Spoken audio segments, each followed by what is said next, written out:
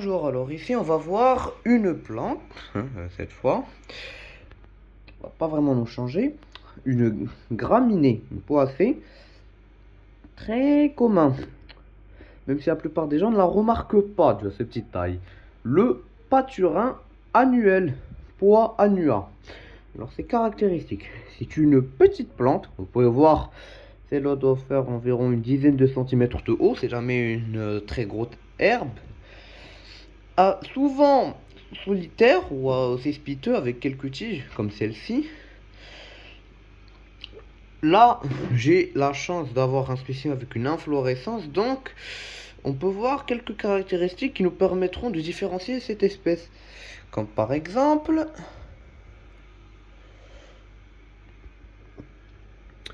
son inflorescence, assez petite, de forme vaguement pyramidale.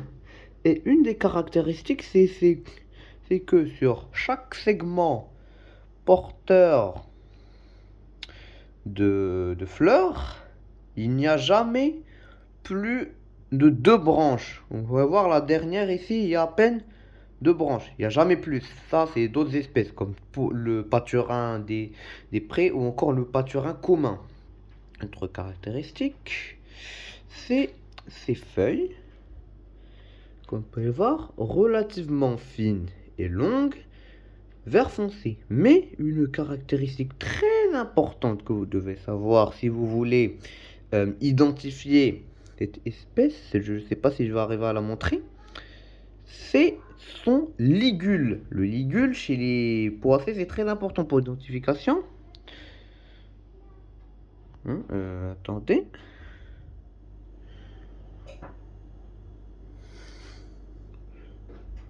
Voilà. Si vous voyez bien, il y a cette partie transparente ici, où à la base de la feuille, c'est ce qu'on appelle le ligule. Alors chez Poa annua, il est assez long, avec le bout assez pointu, si vous voyez bien. Alors que le paturin des prés, lui, son ligule n'est pas pointu et il est beaucoup plus court. Et en plus, chez le paturin commun, lui a un ligule particulièrement long et aigu, presque en forme de pointe. À mentionner que, comme son nom l'indique, le paturin annuel, il est annuel, donc son cycle de vie, il le complète en une année, ce qui fait que il va grandir à partir de la graine, puis faire son inflorescence et mourir et libérer des centaines de graines. Alors que ses cousins, le paturin des prés et le paturin commun, qui sont tous les deux aussi très communs là où je en ai récolté au Maroc, eux sont des plantes vivaces. Ça veut dire que eux peuvent vivre plusieurs années, mais leurs parties aériennes vont mourir durant l'hiver, donc durant la mauvaise saison, et repousser le printemps. Alors, poa, ça veut dire herbe en grec, et annua, annuel, ce qui fait référence à son cycle de vie.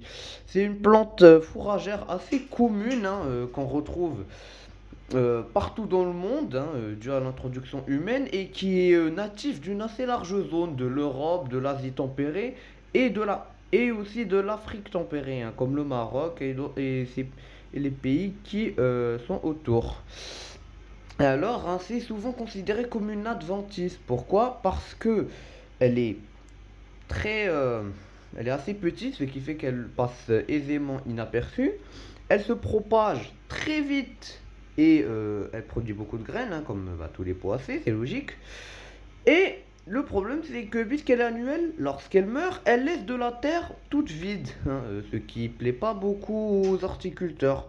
Ce qui fait qu'elle est classée parmi les plantes à éliminer, pour ceux qui cultivent les jardins, avec par exemple le paturin commun, lui qui est vivace, lui qui est une plante vivace, mais qui laisse des espèces de taches claires, puisque contrairement à la plupart des espèces de gazon utilisées, lui est d'un vert clair, alors qu'ici, d'un vert assez foncé.